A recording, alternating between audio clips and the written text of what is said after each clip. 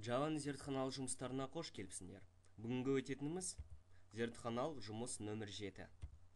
Жұмыстың тақырыбы Java тіліндегі басқарушы операторлар. Жұмыстың мақсаты for циклінің операторларын қолдану ерекшеліктерін игеру. Жұмыстың тапсырмасы n бүтін сан мен n нақты саннан құралған жиынға берілген келесі сандарды шығару қажет. a1 көбейтілген a1, a2 көбейтілген a2 және дәл сол сияқты. 7-ші зертханалық жұмыстың тапсырмасына көшейік. Ең алдымен бізге n элементтен құралған бүтін және нақты сандардың жиымын көрсету керек. Бірақ та мен әр жиымдағы сандарды пернетақтан енгізбес үшін компьютерде осы NetBeans бағдарламасында кездейсоқ сандар генераторын арқылы сандарды енгіземін. Ол қосымша библиотека енгізу арқылы орындалады. Ол үшін мен Java util және де мұнда random деген библиотеканы қосамын. Және де жаңа объект жасаймын. Random деп қояйық. New random.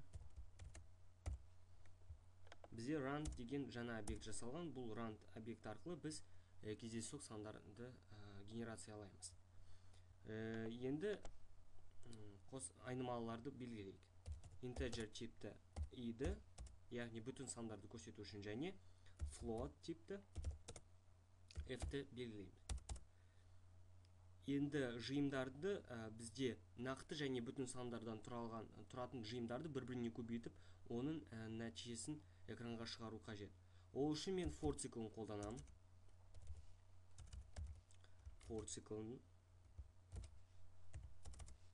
мұнда бізде integer n тен 1-ге дейік, n кіші тен 10-ға және n плюс.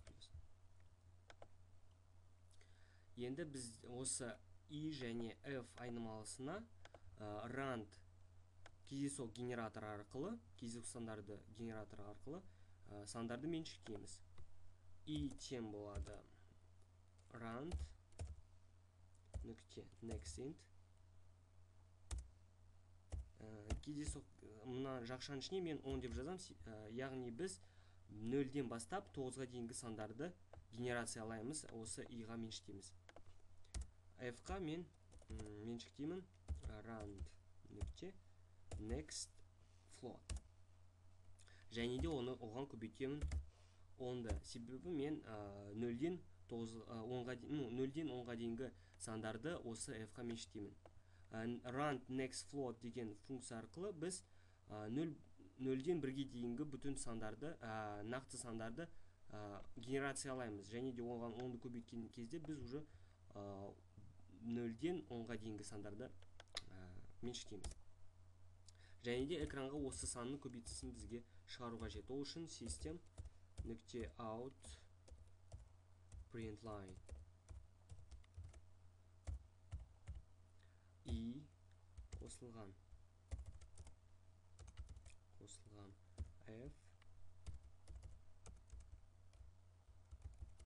және қосылған i көбейтілген f. Бер жақта біз экранға көрікті болып көрсету үшін мынандай түрде жазамыз. Яғни i көбейтілген f тең болады i көбейтілген f-қа. Осы арқылы біз 10 элементтен тұратын бүтін сандардың және 10 элементтен құралған нақты сандардың көбейтіндісін экранға шығарамыз. Бағдарламамызды тексерейік. Нәтижесі міне көрсетілді. Бүтін сандардың және нақты сандардың көбейтіндісі мына түрде көрсетіліп тұр.